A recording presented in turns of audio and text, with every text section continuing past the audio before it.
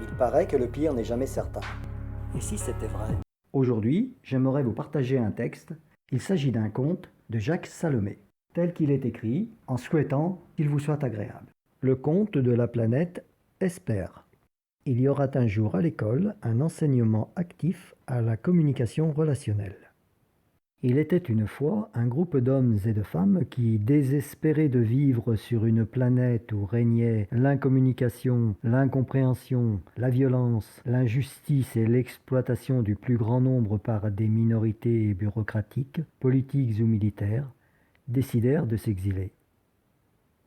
Oui, de quitter leur planète d'origine.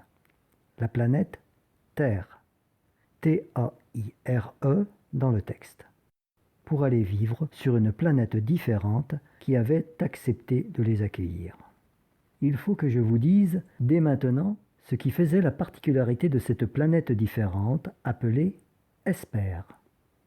Il s'agit en fait d'un phénomène relativement simple, mais dont la rareté méritait une grande attention. Sur cette planète, dès leur plus jeune âge, les enfants apprenaient à communiquer, c'est-à-dire à mettre en commun. Ils apprenaient à demander, à donner, à recevoir ou à refuser. Vous allez certainement sourire ou être incrédule devant quelque chose qui peut paraître si puéril ou encore si évident que cela ne retient l'attention ou l'intérêt de personne. Vous allez penser que j'exagère ou que j'ai une arrière-pensée trouble. Si c'est le cas, cela vous appartient. Je vous invite quand même à écouter la suite. Sur la planète Esper, qui avait en elle aussi une longue histoire de guerres et de destruction sur plusieurs millénaires, on avait enfin compris que ce qui fait la sève de la vie, ce qui nourrit le bien-être, l'énergie vitale et surtout ce qui donne à l'amour la vivance, c'était la qualité des relations qui pouvaient exister entre les humains, entre les enfants et les parents, entre les adultes eux-mêmes. Cette découverte ne s'était pas faite sans mal. Il avait fallu l'acharnement et la foi de plusieurs pionniers, la rigueur et la cohérence de ceux qui suivirent pour accepter ce qui était depuis longtemps si masqué, si voilé, à savoir que tous les habitants étaient à l'origine des infirmes, des handicapés de la communication. Par exemple, que beaucoup justement ne savaient pas demander et donc prendre le risque d'une acceptation ou d'un refus, mais qu'ils prenaient, imposaient, culpabilisaient, violentaient pour avoir, pour obtenir. Oui, je dois vous le dire tout de suite, le Dieu qui régnait dans cette époque lointaine sur la planète Esper était le Dieu avoir. Chacun voulait acheter, voler, déposséder les autres, enfermer dans des coffres, capitaliser le Dieu avoir. Celui-ci régnait sur les consciences, imposait ses normes et sa morale, régulait la circulation des richesses, violait toutes les lois humanitaires, contournait tous les règlements à son seul profit. La plupart des humains de l'époque ne savaient plus donner, ils vendaient, échangeaient, trichaient pour échapper au partage, thésaurisaient pour amasser, se faisaient des guerres sans fin pour accumuler, avoir plus. Le recevoir était le plus souvent maltraité. Accueillir, amplifier tout ce qui aurait pu venir de l'autre était risqué, déconseillé. L'intolérance à la différence orientait le plus grand nombre vers la pensée unique, les intégrismes ou le politiquement correct. Les refusés étaient également l'enjeu de beaucoup d'ambivalence. Le refus était assimilé à l'opposition, au rejet, à la disqualification et non au positionnement, à l'affirmation positive quand on a la liberté de dire non dans le respect de soi. À cette époque, le dieu avoir s'appuyait sur des principes forts, communément pratiqués au quotidien de la vie personnelle, professionnelle et sociale de chacun. Je vais juste en rappeler quelques-uns pour mémoire, car bien évidemment, ces principes sont aujourd'hui devenus caducs sur la planète Esper. Le premier auquel tenaient beaucoup les parents et les enseignants de l'époque était de parler sur l'autre. Oui, non pas de parler à l'autre, mais parler sur lui, avec des injonctions, en lui dictant par exemple ce qu'il devait penser ou ne pas penser, éprouver ou ne pas éprouver, dire ou ne pas dire, faire ou ne pas faire, Vous le comprenez bien, ce principe était destiné à maintenir le plus longtemps possible les enfants dans la dépendance et développer plus tard cet état au seul profit de quelques-uns en entretenant des rapports dominants-dominés. Un autre principe était de pratiquer la disqualification ou la dévalorisation, de voir et de mettre en évidence tout de suite les fautes, les manques, les erreurs, et non pas, bien sûr, de constater, de valoriser les réussites, les acquis ou les succès. S'ajoutait à cela la culpabilisation, très prisée car elle évitait de se remettre en cause ou de se responsabiliser en rendant l'autre responsable de ce qui nous arrivait ou même de ce qu'on pouvait ressentir.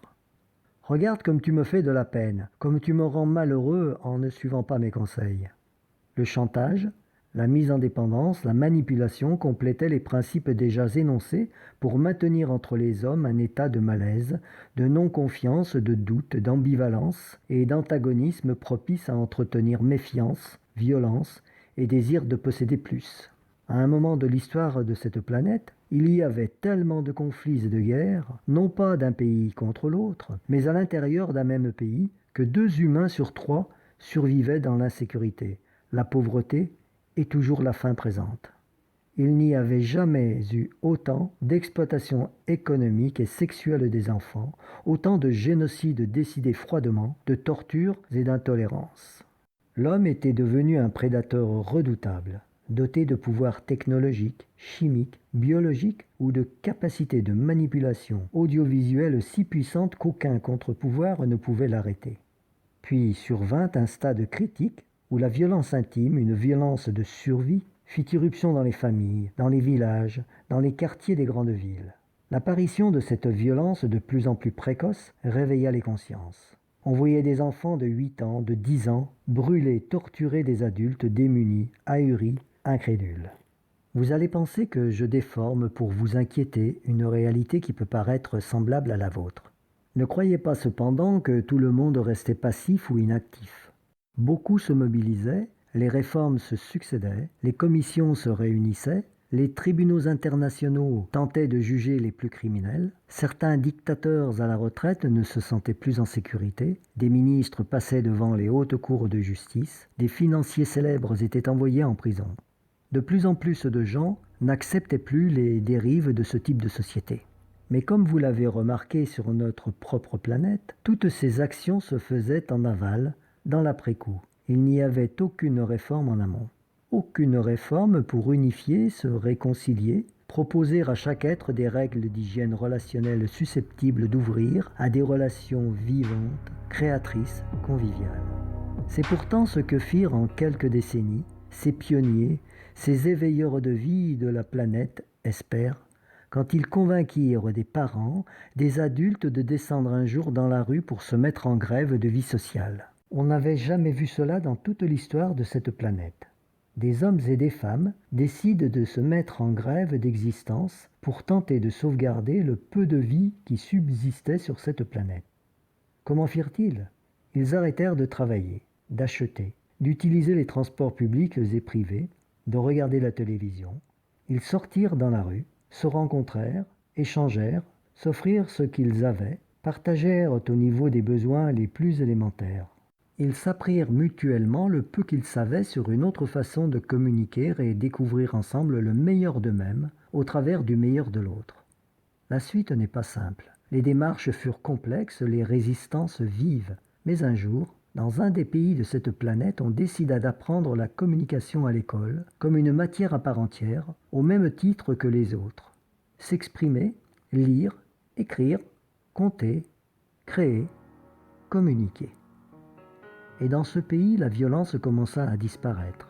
Le niveau de la santé physique et psychique augmenta. Des hommes et des femmes découvrirent qu'ils pouvaient s'autoriser à être heureux. Un jour, les hommes et les femmes qui continuent de vivre, de survivre sur la planète Terre, T-A-I-R-E dans le texte, devenus invivables, décideront peut-être, non pas de s'exiler et d'aller vivre sur la planète Esper, mais plus simplement d'apprendre à communiquer, à échanger, à partager autrement. Vous vous demandez peut-être où est située la planète Esper dans l'espace. Je vais vous faire une confidence.